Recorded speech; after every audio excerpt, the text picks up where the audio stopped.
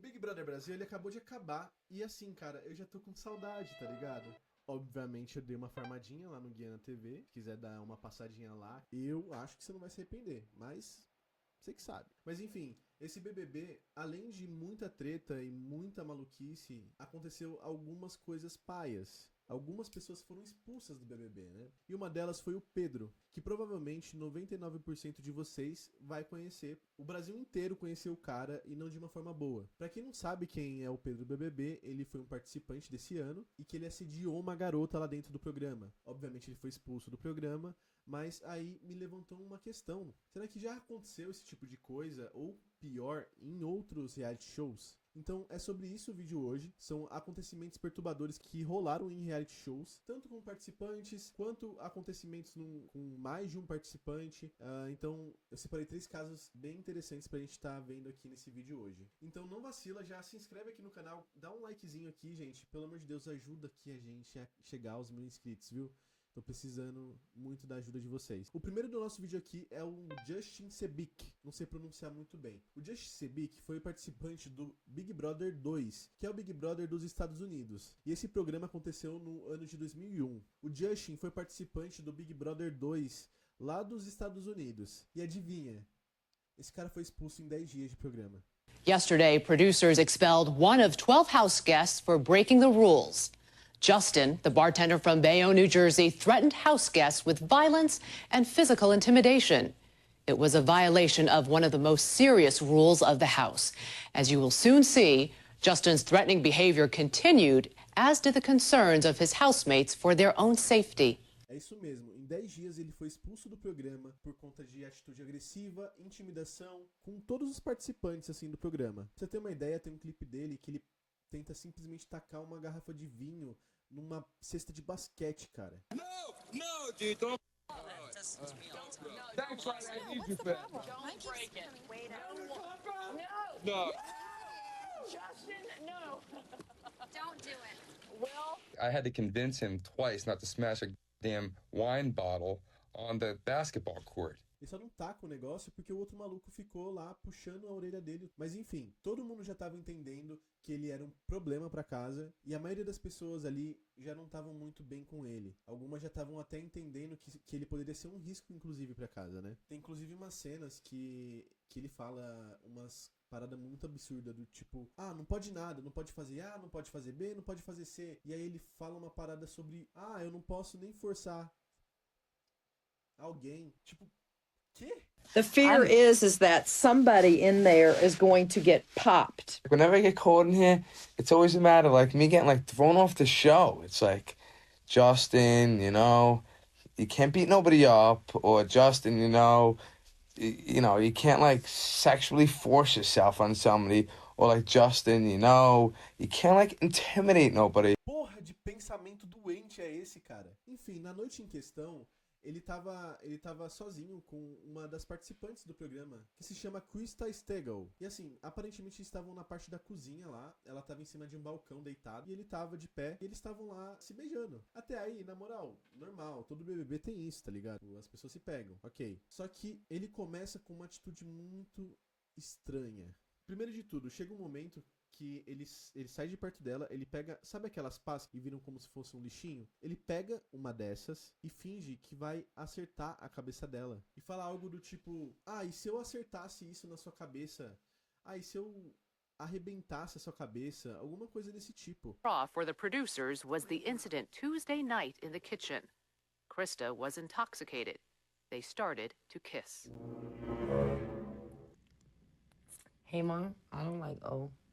Whatever, like dude. it. I ain't got no time for you. Me and your mama. Stay right there. Stay right there. All right. Would you get mad if I cracked you over the head with this? Your mama would, though. I'm Yeah. the first girl that don't like.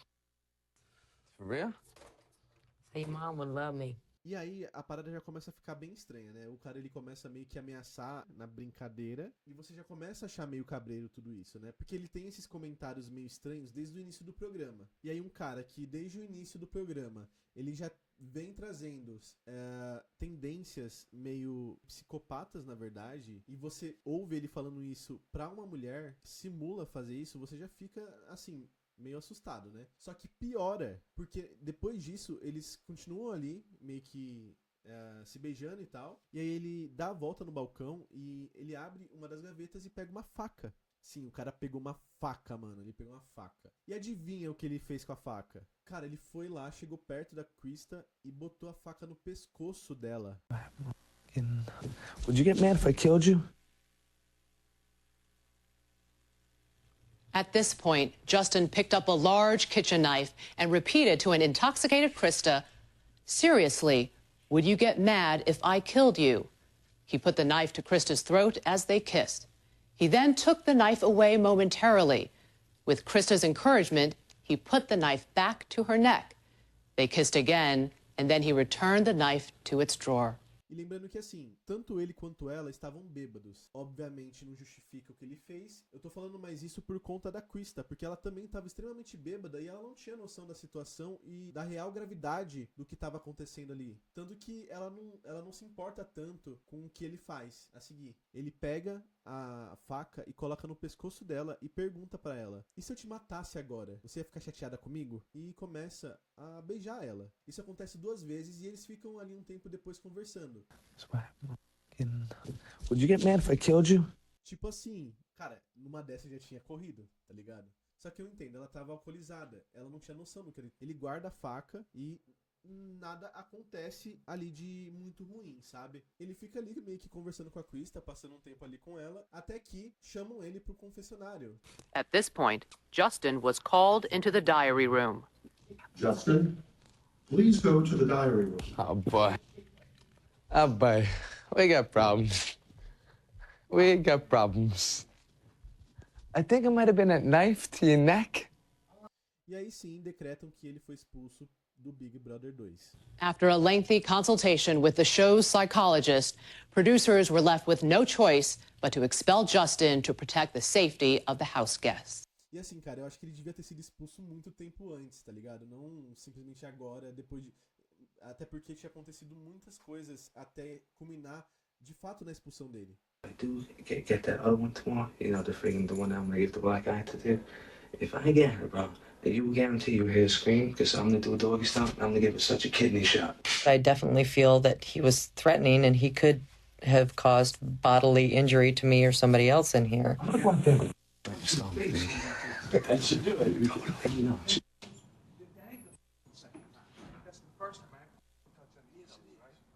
It's the second time. It's the second Stand up time. like a man, put your hands up, so I'm gonna knock the shit out of you, bro. It's the second time. First You time I took ever that killer. I understand that physical violence or, intimidation is not part of this game, and it won't be tolerated, and therefore, I will not be a part of anything that's related to physical violence or intimidation. I apologize for maybe getting close to crossing the line. So from this point on, you have no worries about that ever again. Hardy said he said, man, he said, if he had touched you, I would have, because Hardy's, as you well know, a security guy. He said, I would have had him on the ground and subdued so quickly. He said, there's just no sense in that. He said, he wouldn't even have been able to. So Hardy was willing to come to my defense, and I appreciated that.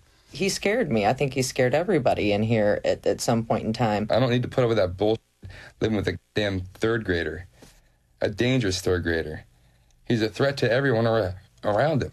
E a postura do programa ela foi até bem levantada, né, em pauta, porque eles de fato demoraram um tempo ali pra intervir. Ele poderia ter simplesmente, cara, matado a garota ali, eles nem teriam tentado impedir. E aí no dia seguinte, a apresentadora do programa, ela junta os participantes e explica que ele foi expulso. Welcome back to Big Brother. Once the decision was made to expel Justin from the house, he was quietly removed. Later that morning, producers woke up the house guests to inform them of their decision. Good morning, everybody. As you have noticed, Justin is no longer in the house. He was expelled early this morning. Earlier this week, Justin was given a final warning regarding violence in the house. He clearly understood these rules because he repeated them back to us in the diary room. Last night, he violated these rules, which gave us no choice but to expel Justin from the game. Your safety remains of paramount importance to us.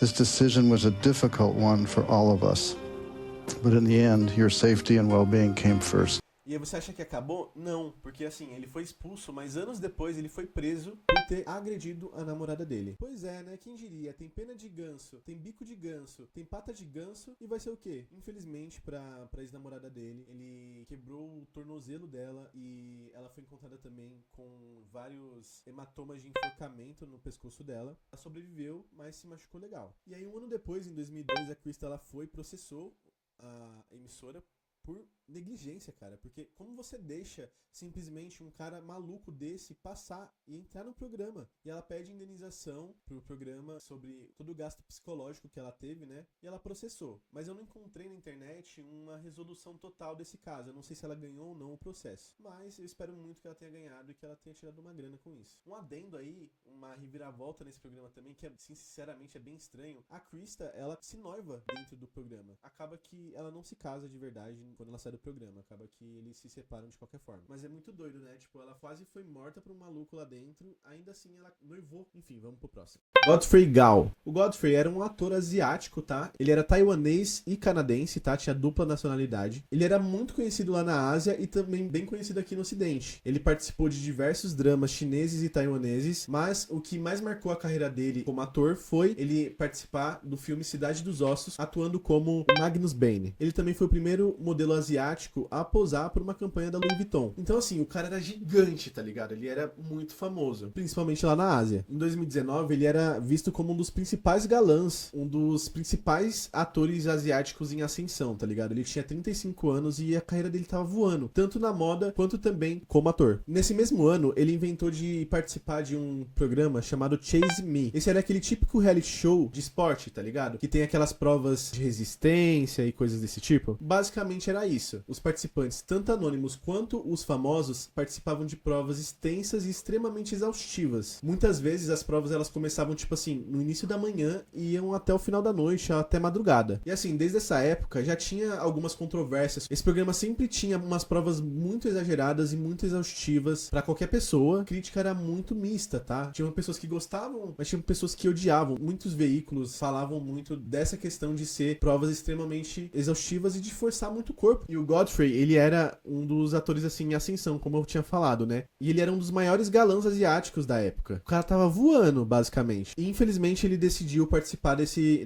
reality show esportivo. Então o Godfrey, ele começou a participar desse reality show bem na parte da manhã. Realmente, por volta das 6 ou 7 da manhã, ele já começou as gravações. O grande problema é que esse programa, o Chase Me, ele fazia essas gravações extensas e eles não davam muito tempo para pausa. Ou seja, os participantes, eles passavam o dia fazendo essas provas exaustivas e sem muita pausa. Eles não davam muito tempo para descansar. O que gerava em grande parte dos participantes uma exaustão gigantesca. E quando eu digo sem pausa, era sem pausa mesmo, tá ligado? O Godfrey, ele passou 17 horas seguidas em gravação, com pouquíssimas pausas. E assim, eles gravavam realmente de uma forma muito punk, tá ligado? Pra vocês terem ideia, o programa que o Godfrey participou durou mais de 17 horas seguidas de gravação, com intervalos extremamente curtos pra descanso. Então pensa você aí em casa, que tá sentado e, sei lá, comendo um Doritos, passando 17 horas, fazendo um monte de provas com um monte de esforço físico e mental e sem direito a pausa nenhuma, tá ligado? Isso é uma das coisas que não faz sentido pra mim. Sei lá, eu imagino que eles gravam tanto assim porque eles querem economizar orçamento. Só que, cara, pelo amor de Deus, 17 horas, vocês acham mesmo que isso vai dar certo? Eu simplesmente não entendo como a direção do programa não consegue perceber o quão problemático é esse tipo de coisa. Na real, eu vou até me corrigir, porque provavelmente eles sabem o quão problemático é e eles simplesmente não se importaram. E uma questão muito importante também é que o Godfrey, ele, na época que tava participando desse reality show, no dia que tava participando desse reality show, ele tava com um resfriado. E aí, infelizmente, deu a lógica. Por volta das 1h45 da manhã, o Godfrey, ele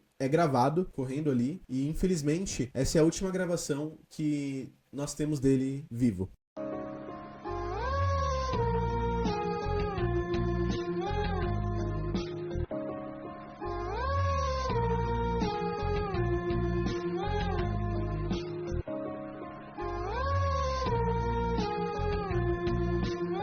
Godfrey, ele passa pela câmera, correndo, e ele sobe uma rampa, e depois dessa rampa, a gente não vê mais ele. E por volta das 2 da manhã, o corpo dele simplesmente desliga, e ele nunca mais acorda. Algumas pessoas que estavam ali perto dele, né, da produção, participantes também, ouviram ele dizer que não aguentava mais, e que ele estava exausto. Mas, gente, convenhamos, junta 17 horas seguidas de prova, um esforço físico gigantesco, um resfriado que com certeza reduziu muito o sistema imunológico dele, e a exaustão total que ele tava, o cara não aguentou e acabou falecendo, bicho. Gente, eu já falei algumas vezes, mas eu vou repetir mais uma vez. Ele fez 17 horas de prova. Isso é simplesmente inumano. Me assusta um pouco ele ter se submetido a isso tudo, mas provavelmente ele não tinha noção do que iria acontecer com ele e que o corpo dele iria falhar. Pelo que eu entendi, a causa da morte foi uma taquicardia vascular, que foi justamente, né, quando você leva o corpo ao limite, o seu coração começa a falhar, e infarto para pessoas mais novas geralmente é fatal. E uma coisa bizarra é que assim que ele caiu, ele já foi imediatamente socorrido,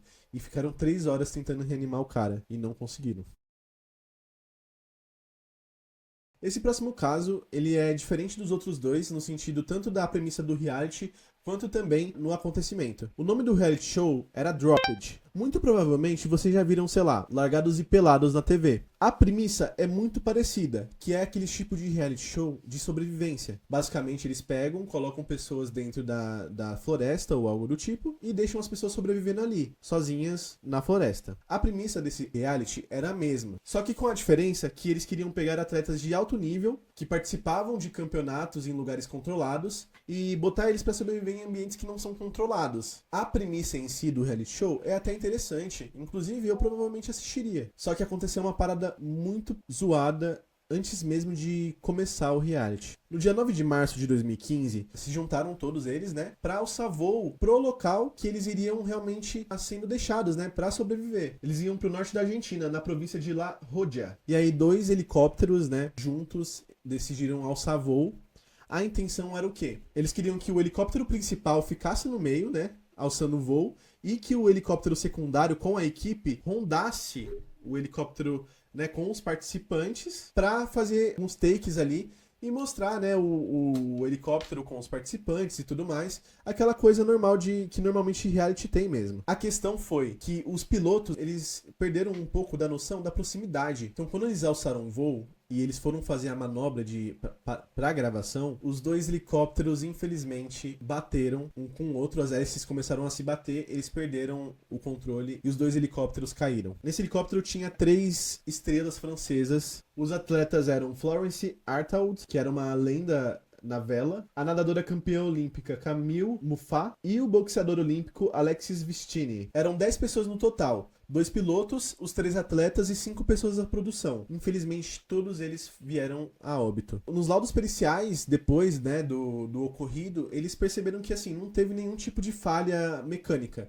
Foi completamente falha humana. Os laudos disseram que, muito provavelmente, eles não tinham noção da distância que eles estavam um do outro, o que prejudicou e ocasionou no acidente. Outra coisa que eles também disseram é que, muito provavelmente, a luz do sol refletindo no vidro, né, do helicóptero atrapalhou a visão dos pilotos e justamente culminou nessa falta de noção de proximidade. A gravadora, né, desse reality, que é a TF1, obviamente parou na hora as gravações e o reality show foi cancelado. Ou seja, ele nem chegou a acontecer ou sair a público de fato. Vários veículos de comunicação noticiaram na época e levantaram o questionamento, né, sobre esses realities de sobrevivência, se de fato eles não estavam indo longe demais nas gravações e nos takes que eles estavam fazendo justamente desses realities. Mas me diz você, o que você acha? Você acha que passaram demais da conta? Você acha que foi só um acidente? Me conta aqui nos comentários e também me conta o que vocês acharam sobre os outros 2 casos que eu também passei aqui nesse vídeo. E se você tiver no celular, por favor, vem aqui embaixo e hype esse vídeo, compartilha com seus amigos e comenta aqui embaixo abacaxi, que eu vou saber que você chegou aqui até o final desse